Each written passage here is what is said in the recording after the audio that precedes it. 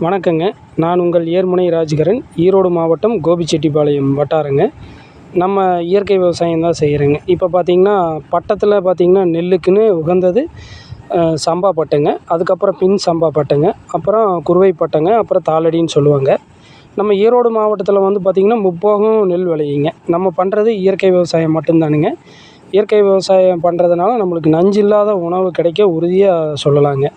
இப்போ நம்ம குருவை பட்டத்திற்கு பார்த்திங்கன்னா மைசூர் மல்லிங்கிற சன்ன ரக நெல்லுக்கு நாற்றாங்கால் நடவு பண்ணியிருக்கிறோம். பண்டைய கால முறைப்படி நாங்கள் பார்த்திங்கன்னா எருக்கு இலை பார்த்திங்கன்னா இது நிறைய இருக்குது. எருக்கு இலை, வேப்ப இலை, நொச்சி இலை, பாலை இலை இது எல்லாம் வந்து நம்ம போட்டு மிதிச்சு விட்டு எரு குப்பை ஒரு 2 சாக்கு போட்டு இப்போ நம்ம நாற்று விட போகிறோங்க. இந்த முறையில் நம்ம பின்பற்றினோம்னா ஏன் எருக்கு நம்ம கொடுக்குறோம் அப்படின்னா, எருக்கில் வந்து போரான் சத்து நிறைய இருக்குதுங்க.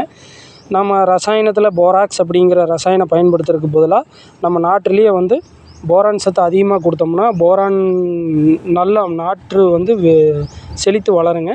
2வது பார்த்திங்கன்னா அந்த கசப்புத்தன்மை இருக்கிறதுனால நம்ம வேப்ப இலையில் இந்த மாதிரி பூச்சி, இந்த இலை சுருட்டு புழு அதெல்லாமே வந்து தானாகவே வர்றதில்லைங்க நம்ம ஃபீல்டில். இப்போ நாங்கள் பார்த்திங்கன்னா அளவில்லாத எருக்க செடியை நம்ம இப்போ போடுறோங்க. இந்த நாற்றாங்கல்ல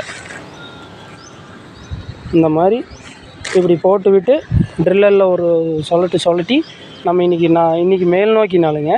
2வது பார்த்திங்கன்னா பூமிக்கு மேலே விளையிறது மேல் நோக்கி நாளும், பூமிக்கு அடியில் விளையிறது கீழ் நோக்கி நாள் பார்த்து விட்டோம்னா நம்ம முறைப்படி நம்ம விட்டோம்னா நல்ல மகசூல் கிடைக்க நம்ம உறுதியாக சொல்லலாங்க.